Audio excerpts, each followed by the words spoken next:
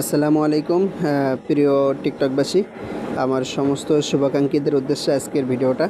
তো পুরো ভিডিওটা না টেনে সবাই একটু ধৈর্য সহকারে শেষ পর্যন্ত দেখার চেষ্টা করবেন। আমি আপনাদের কিছু একটা দেখানোর জন্য আজকের ভিডিওটা রেডি করছি। আপনারা রীতিমতো দেখতে পাচ্ছেন এই যে অ্যাকাউন্ট নট ফাউন্ড, এই আইডিটা থেকে আমাকে মেসেজ করা হয়েছে কিছুক্ষণ আগে। আপনাদেরকে প্রথম থেকে যদি আমি দেখাই, সে অ্যাকাউন্টটা কিন্তু অলরেডি ডিজেবল করে ফেলছে। দেখতে পাচ্ছেন সে আমাকে একটা মেসেজ করেছে হ্যালো। আমি সেখানে কথোপকথন চলেছে। সে বলেন বলাতে আমাকে শুধু বলেছে তোমার কথাগুলো শুনে ভালো লাগলো, আমার নাম মেরি, তুমি কি বিবাহিত? খুব ফানি, আমার খুব মজা লেগেছিল। তারপর আমি লিখছি বাসা কোথায়। তারপরে আপনারা দেখেন যে কি লিখছে না লিখছে। টিকটক ব্যবহার করি না, তাই বলছে টিকটক ব্যবহার করি না, তাহলে মেসেজটা করলেন কিভাবে? তারপর মেসেজ দিতে লেট করছে, হোয়াটসঅ্যাপ নাম্বার চাইছে আমার কাছে। তারপর আমি একটা মেসেজ করলাম, কিস্তির টাকার মতো আপনার মেসেজ এত লেটে আসছে কেন, বুঝতেছি না।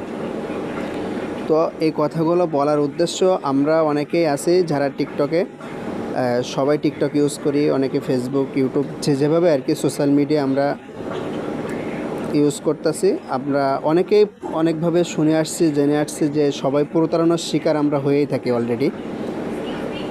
প্রায় দেখা যায় অনেক বন্ধুবান্ধব সবাই প্রতারণার শিকার হয়। তা আজকে আমিও ঠিক সেম হইতে পারে একটা প্রতারকের সাথে আর কি জড়িত হয়ে গেছিলাম প্রায়। সে আমাকে কোনোভাবে পটাতে পারে নাই। সে আমাকে দেখেন অলরেডি হোয়াটসঅ্যাপ নাম্বার দিছে, দিয়ে আমার নাম্বারটা চাচ্ছে, যোগাযোগ করতে বলছে। আমি একটা আমার বন্ধু সিমের একটা নাম্বার দিয়েছিলাম, অলরেডি নাম্বারটা আমি এখান থেকে হাইড করে রাখছি।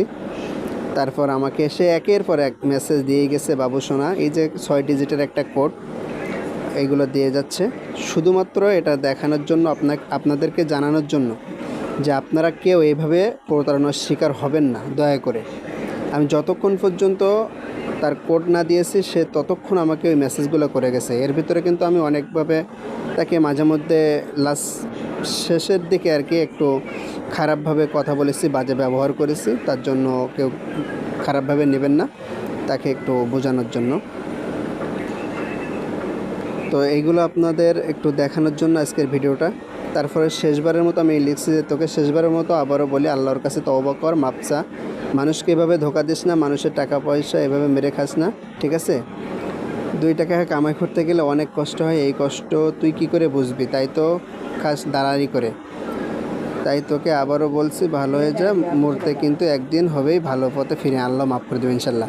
তো এই আইডিটা ডিজেবল। আপনারা আইডিটা কীভাবে চিনবেন? আইডিটা চেনার উপায় শুধুমাত্র আপনাদেরকে আমি আইডিটা চেনানোর জন্য আমি প্রথমে একটা স্ক্রিনশট নিয়ে রাখছিলাম। এই স্ক্রিনশট